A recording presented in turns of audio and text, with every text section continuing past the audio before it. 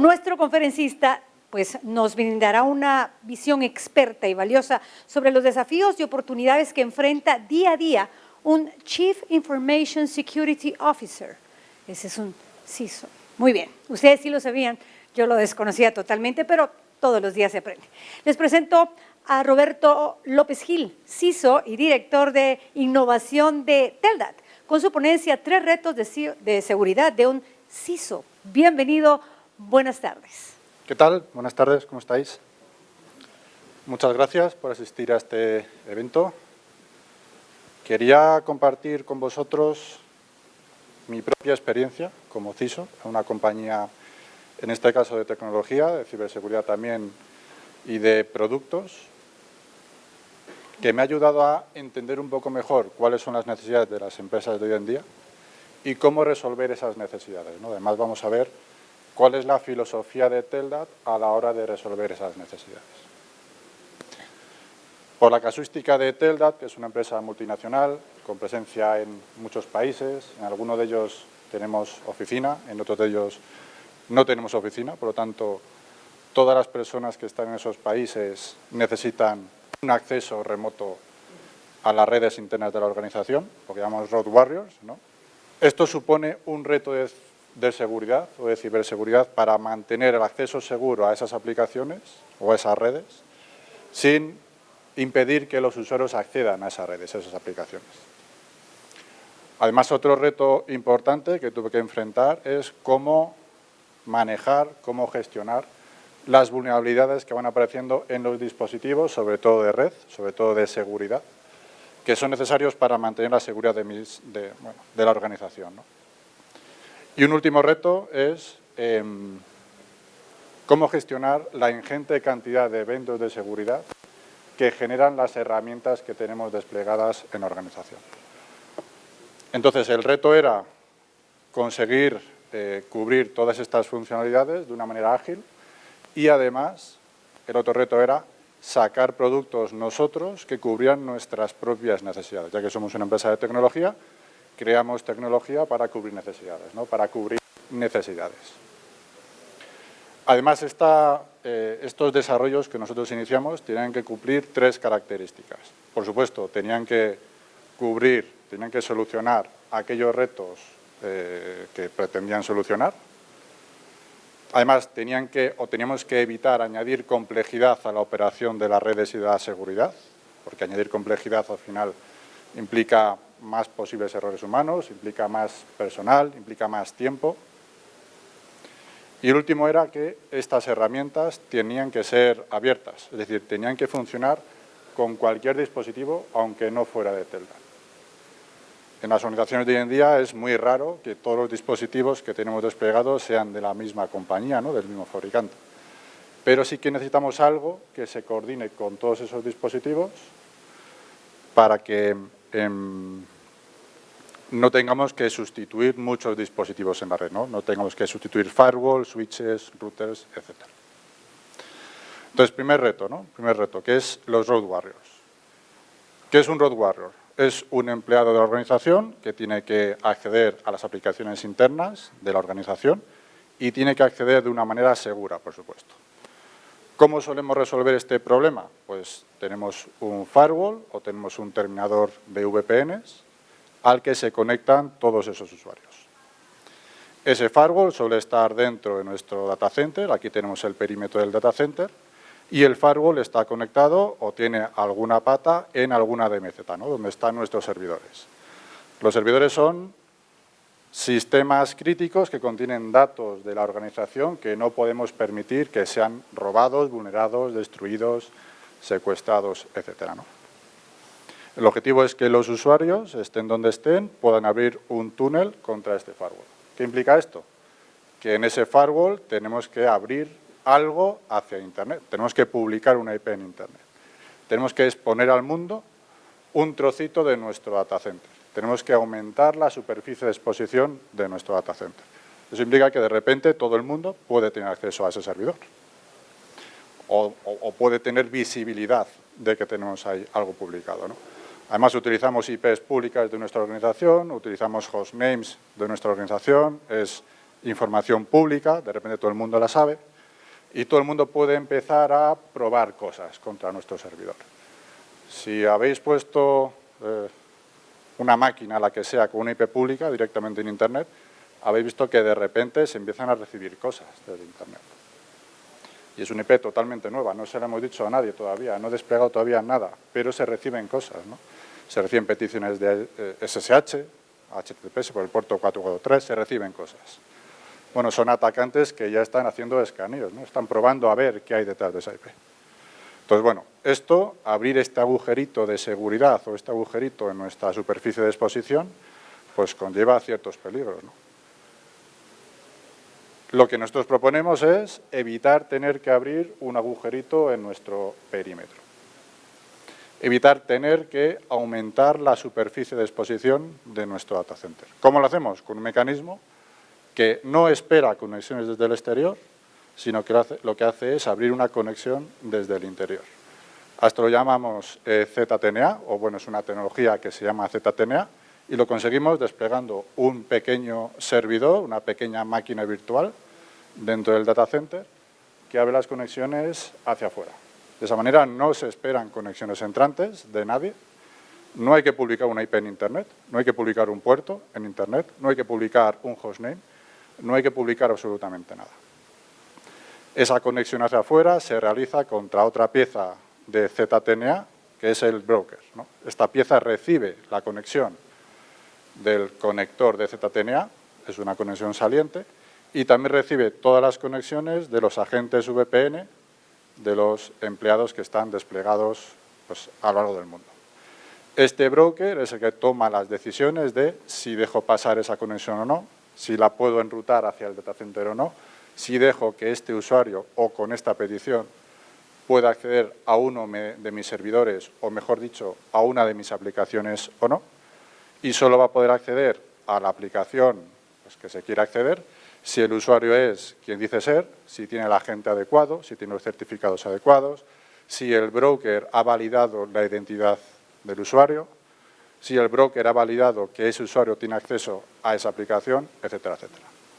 Por lo tanto, no solo evito abrir un agujerito en mi data center, aumentar la superficie de exposición, sino que además puedo hacer políticas de acceso granulares de personas, es decir, usuarios, a aplicaciones, no a redes, sino a aplicaciones. Si no se cumple las características de acceso a una aplicación, tampoco va a tener acceso, ¿no?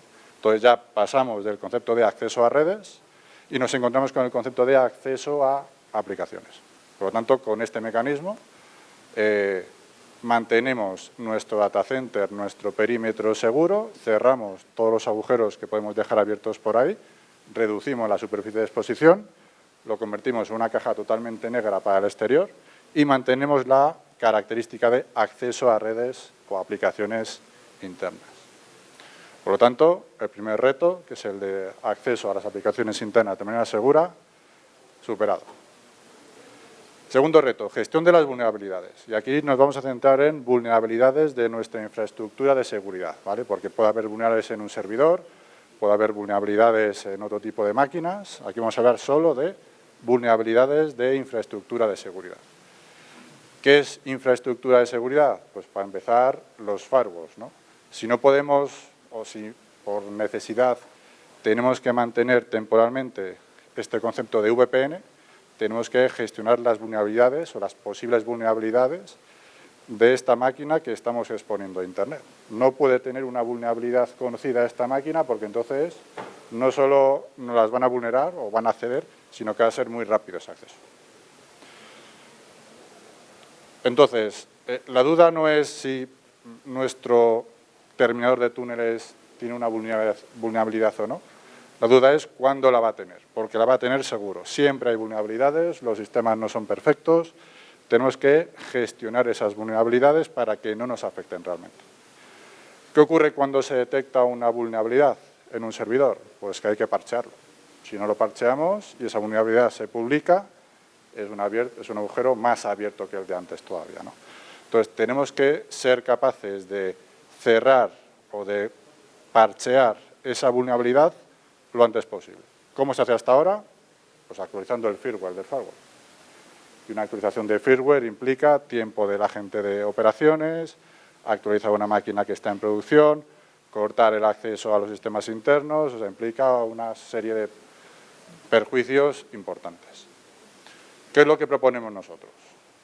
Bueno, las vulnerabilidades, como decía, existen, o sea, nadie se libra de las vulnerabilidades, hay un montón de ejemplos, todos los fabricantes las tienen, si son de VPN son las más críticas, ¿no? Porque esto permite el acceso a las redes internas por personal no autorizado, por lo tanto son muy peligrosas. Y como no podemos evitar tener vulnerabilidades, lo que tenemos que conseguir es que la gestión de esas vulnerabilidades nos permita no exponer nuestros datos críticos hacia el exterior o hacia un atacante. Bueno, tenemos algunos ejemplos de explotación de vulnerabilidades en el país. Bueno, seguro que estos ejemplos los conocéis, he puesto solo un par de ellos.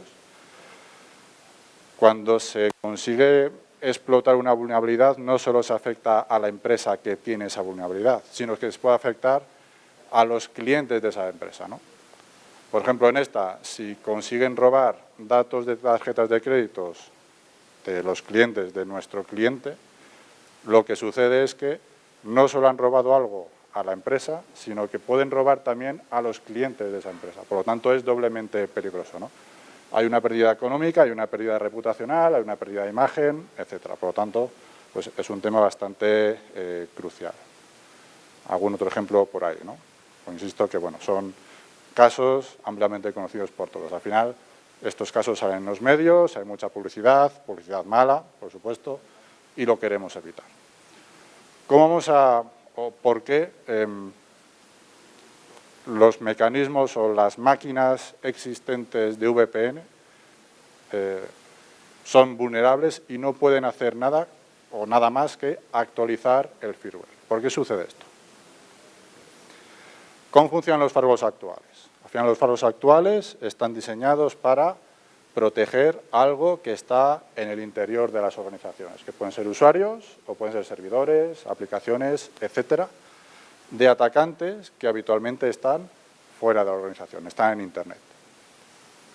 Estos sistemas o estos firewalls tienen un mecanismo por el cual, cuando el tráfico entra por una interfaz, la de entrada, y sale por una interfaz, la de salida, en el medio actúan los mecanismos de seguridad. Actúa el IPS, el IDS, el antivirus, etcétera, etcétera, ¿vale?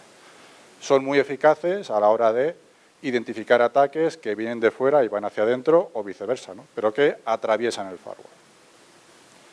Eso está muy bien, pero ¿qué pasa si la víctima no es alguien que está dentro de nuestra organización? ¿Qué pasa si la víctima es el propio firewall? En este caso no funcionan las medidas de seguridad, porque no está entrando el tráfico por una interfaz y saliendo por la otra. Por lo tanto, si la víctima es el firewall, el ataque, y si existe una vulnerabilidad, puede tener éxito. Y nuestro firewall pasa a ser una máquina vulnerable. En este momento, pues ya depende de la vulnerabilidad, se pueden instalar políticas nuevas, me puedo crear un usuario nuevo en el firewall para que, aunque se parche, ya tengo el usuario metido, me quiero puertas traseras, etcétera, etcétera, ¿no? Por lo tanto, es una situación a evitar. ¿Qué es lo que hemos hecho nosotros desde I+D en nuestros equipos? Nuestros equipos siguen teniendo interfaces de entrada, siguen teniendo interfaces de salida, sigue teniendo un motor de IPS, esto no cambia, pero podemos aplicar estas medidas de seguridad en 3 puntos diferentes. En la interfaz de entrada, antes de que pase al propio firewall, antes de que los procesos del firewall reciban esa petición desde fuera, podemos aplicar las medidas de seguridad en el proceso de forwarding, es decir, cuando el tráfico pasa de una interfaz de entrada a una interfaz de salida, y también lo podemos analizar justo antes de que el tráfico salga del firewall. Y en todos estos puntos podemos bloquear ese tráfico. Entonces, depende un poco de qué tipo de tráfico sea, qué medidas tengamos desplegadas, etcétera, etcétera, podemos ir bloqueando y analizando el tráfico en diferentes puntos. Pero el punto más crítico es cuando el destinatario del ataque es el propio firewall, es interfaz de entrada. Y además, no solo es interfaz de entrada, sino que cuando el tráfico o un ataque, un exploit, llega al firewall y va, es local in, ¿no? Es tráfico que va al propio equipo, en esta interfaz de entrada está escuchando un proceso del propio firewall, proceso de VPN, proceso de HTTPS, etcétera, etcétera. nosotros ponemos las medidas de seguridad en la interfaz de entrada. No dejamos que pase de la interfaz de entrada al proceso que está escuchando dentro. De esta manera podemos desplegar medidas de seguridad con nuestro IPS muy rápidamente. El IPS se actualiza todos los días, se actualiza de manera automática, no hay cortes, no tenemos que estar pendientes de una ventana de corte, de cuándo alguien tiene que estar actualizando esto, etcétera. Se despliega automáticamente y aplicamos una medida de seguridad efectiva en todos los firewalls, aunque el software sea vulnerable. No estamos parcheando el equipo, lo estamos parcheando virtualmente, ¿no? De ahí viene el concepto de virtual patching. Desplegamos una firma de IPS que busca ese ataque y lo bloquea. Y el self es porque se protege a sí mismo. Evitamos que se vulnere el firewall protegiéndonos a nosotros mismos con una firma de IPS. Por lo tanto, pues el segundo reto también conseguido, ¿no? Esto es sencillo de desplegar, es automático, no aumenta la complejidad, no es un producto diferente, es el mismo y no implica pues, más manos, más gente en operaciones para que tenga que hacer más tareas, ¿no? Es totalmente automático. Tercer reto, gestión de un alto número de eventos de seguridad. Cuantas más máquinas tengamos desplegadas, más eventos de seguridad vamos a tener. Desplegar máquinas es inevitable. Al final vamos a tener cada vez más gente, cada vez más redes, más necesidad de desplegar este tipo de máquinas. Cada máquina que despleguemos va a tener sus propios eventos de seguridad y tenemos que poder gestionarlos de manera eficaz para saber lo que está pasando, ¿no? Aquí tenemos una estadística de IBM que dice que el tiempo medio de vida de un ataque, de una brecha de seguridad dentro de una organización es de 287 días. Esto es desde que se produce la brecha de seguridad hasta que se consigue eliminar totalmente. Dentro de todo ese tiempo, que es digamos que el periodo de vida de la brecha, hay un periodo crítico que es el periodo de detección de la brecha. Es decir, desde que entra hasta que yo me entero de que ha entrado. Todavía no sé cómo se soluciona, pero por lo menos sé que ha entrado y sé que está afectando, ¿no? Este periodo es de al menos unos 200 días. 200 días que el atacante está dentro de nuestra red haciendo de las suyas, buscando los activos a infectar o a robar, destruir, secuestrar, etcétera, etcétera. Y nadie lo está vigilando, está acampando a sus anchas, ¿no? Por decirlo así. Después de ser detectada esta brecha, hay además luego otros 75 días hasta que conseguimos eliminarla, hasta que conseguimos que aquel software malicioso deje de actuar dentro de nuestra organización. ¿Por qué sucede esto? Bueno, lo primero porque puede ser que no tengamos monitorización aplicada a aquel punto donde se está vulnerando la seguridad. Eso puede ser uno de los motivos por los que estos 212 días son 212 y no son menos, ¿no? Es decir, hay que vigilar aquellos puntos donde alguien puede intentar atacarnos. Y lo segundo, ¿por qué tardamos 75 días en corregir los problemas? Pues puede ser porque no sabemos cómo se corrigen, tenemos que crear procedimientos muy largos, no sabemos qué tipo de seguridad tenemos que aplicar, no sabemos qué firma tenemos que buscar o aplicar, etcétera, etcétera. Nuestro objetivo aquí era reducir estos tiempos, ¿no? Por supuesto, evitar que en la organización se reciba un ataque, eso es prácticamente imposible. Aquí, igual que antes, la duda no es si se va a recibir el ataque o no, la duda es cuándo se va a recibir. Pero una vez que se recibe el ataque, tenemos que ser muy rápidos en la reacción. Lo primero en la detección y lo segundo en la reacción contra ese ataque, ¿no? ¿Cómo conseguimos esto? Pues con un mecanismo que se llama XDR. Bueno, de esto ya se ha hablado el día de hoy, XDR, ¿no? Extended Detection and Response. Es un mecanismo que pretende automatizar dos cosas. Lo primero es la detección del ataque, que no haya alguien vigilando eventos de seguridad para buscar ahí dentro un ataque, que sea automático. Y lo segundo, prevenir y responder también muy rápidamente cuando hemos detectado el ataque. Así que aquí hay dos puntos importantes. Cómo detectamos el ataque y cómo reaccionamos o cómo respondemos a ese ataque. Nosotros pensamos que la mejor forma es hacerlo de manera automática, que no haya nadie que tenga que estar pendiente de eventos de seguridad, de cambios de configuración, etcétera, etcétera. Para detectar el ataque, atendemos a la letra X. ¿Extended qué?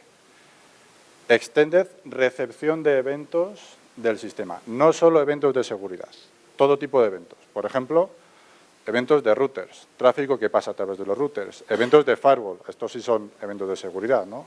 Salta el antivirus, salta el IPS, saltan reglas de firewall, etc. Hay un tipo de dispositivos que muchas veces se olvidan en una política de seguridad, que son los switches. Los switches de capa 2, ¿vale? Si son de capa 3, pues podrían ser routers. Switches. ¿Qué pasa dentro de los switches? Se producen todos los movimientos laterales de la organización. Cuando una amenaza consigue entrar, se va a querer expandir por dentro de la organización. ¿Cómo se va a expandir? Con un movimiento lateral. Va a intentar infectar las máquinas que estén dentro de su misma red. Si están dentro de su misma red, no pasan ni por firewalls ni por routers, solo pasan por switches. Y habitualmente los tenemos ahí olvidados. Son máquinas a las que enchufamos cables y eso funciona, ¿no? Pues esto también tiene que generar algo, ahora veremos qué, algo que alimente mi XDR. Yo tengo que ver lo que pasa con los switches. Hay más cosas dentro de mi organización. Hay, por supuesto, endpoints, hay ordenadores, computadoras, laptops, hay servidores también. Y hay otro tipo de cosas en mi organización que contienen usuarios, que es el directorio activo. Combinando todo esto, yo sé quién hace qué, a través de qué equipos y cómo su tráfico va pasando por diferentes equipos hasta que llega a su destino, ¿no? Aquí la clave es que hay un tipo de equipos, que son los switches, que también incluimos en el concepto de XDR, que habitualmente no se incluyen. Bueno, ¿cómo conseguimos incluir también los switches en los eventos de XDR? No hacemos por mirroring, eso implica hacer copias de tráfico, tener un canuto muy grande para enviar a algún sitio, etcétera, ¿no?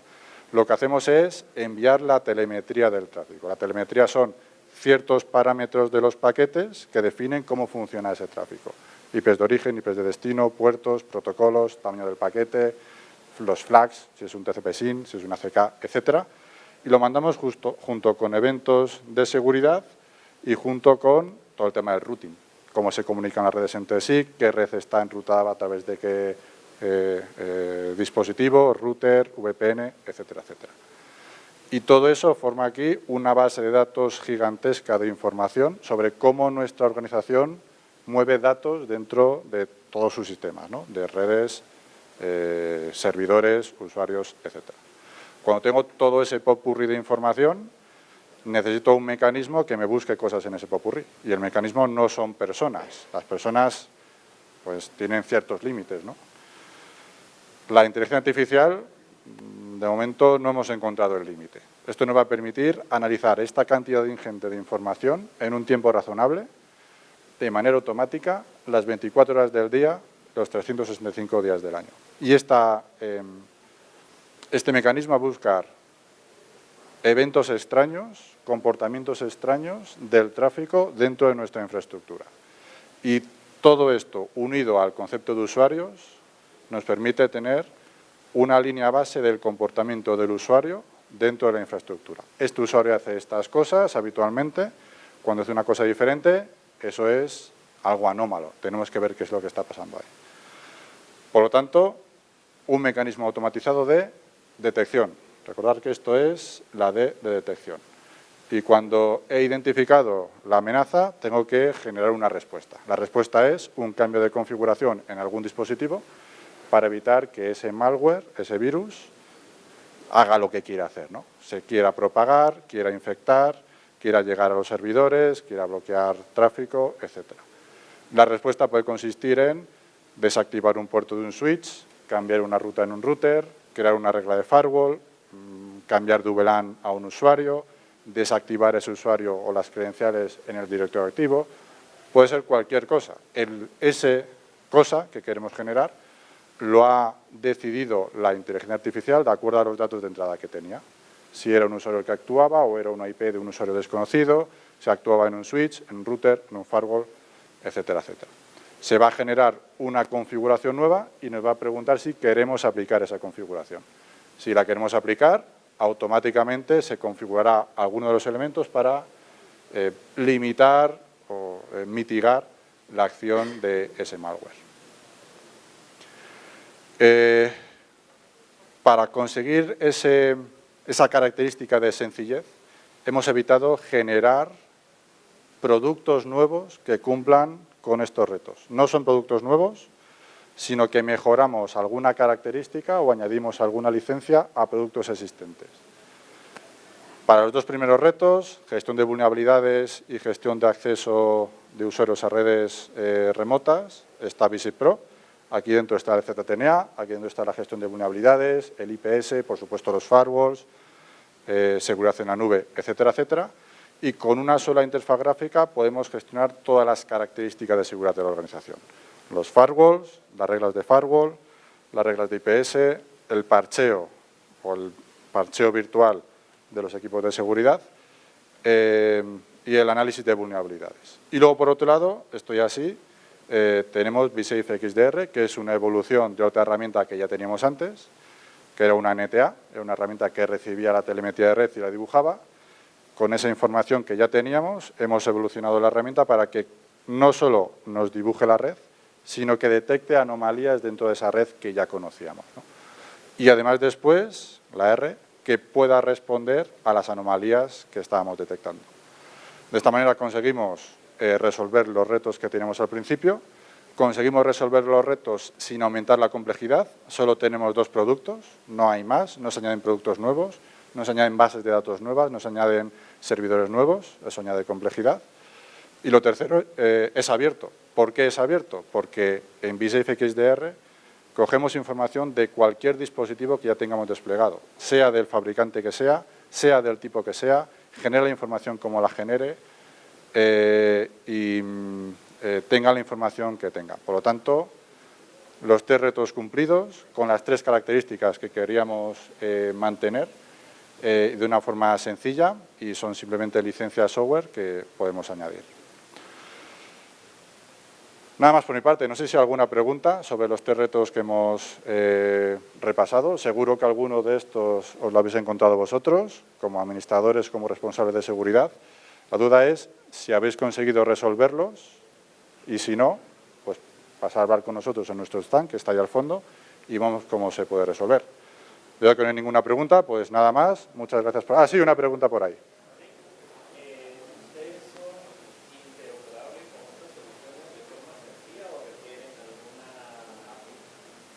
Las dos cosas. Depende del tipo de interoperabilidad que necesites. Si hay otra herramienta que genera sus propios eventos, por ejemplo, o que genera su propia información, nos podemos integrar a través de API. Si el otro sistema es, por ejemplo, un switch, un firewall, un router, no hace falta ni siquiera API. Utilizamos una tecnología estándar, que es NetFlow, para extraer la información de ese dispositivo y poder consumirla. O SFlow en caso de los switches. Por lo tanto, ese reto de ser abiertos lo conseguimos con tecnologías estándar, con protocolos estándar y no añadimos complejidad con protocolos nuevos, propietarios o cosas extrañas, ¿no? Por lo tanto, tanto las APIs como estas tecnologías estándar, NetFlow o SFlow, están soportadas en esto. Vale, no hay más dudas por lo que veo, pues muchas gracias por vuestro tiempo, espero que os haya gustado y como digo, estamos al fondo. Muchas gracias.